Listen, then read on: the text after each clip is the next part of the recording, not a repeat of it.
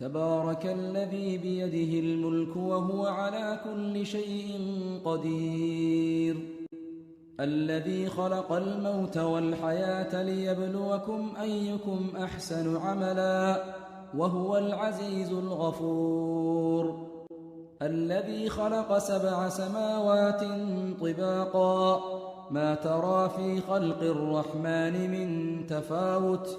فارجع البصر هل ترى من فطور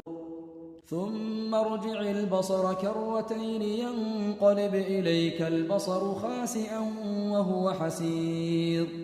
ولقد زينا السماء الدنيا بمصابيح وجعلناها رجوما للشياطين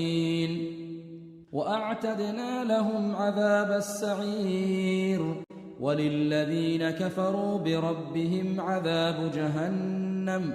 وبئس المصير إذا ألقوا فيها سمعوا لها شهيقا وهي تفور تكاد تميز من الغيظ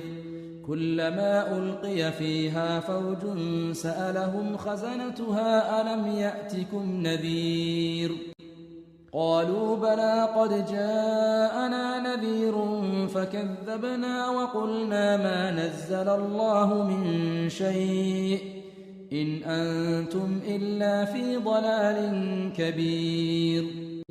وقالوا لو كنا نسمع أو نعقل ما كنا في أصحاب السعير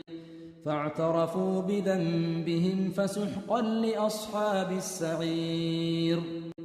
إن الذين يخشون ربهم بالغيب لهم مغفرة وأجر كبير وأسروا قولكم أو اجهروا به إنه عليم بذات الصدور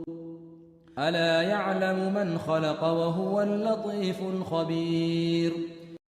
هو الذي جعل لكم الأرض ذلولا فامشوا في مناكبها وكلوا من رزقه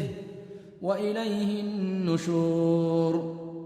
أأمنتم من في السماء أن يخسف بكم الأرض فإذا هي تمور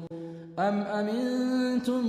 من في السماء أن يرسل عليكم حاصبا فستعلمون كيف نذير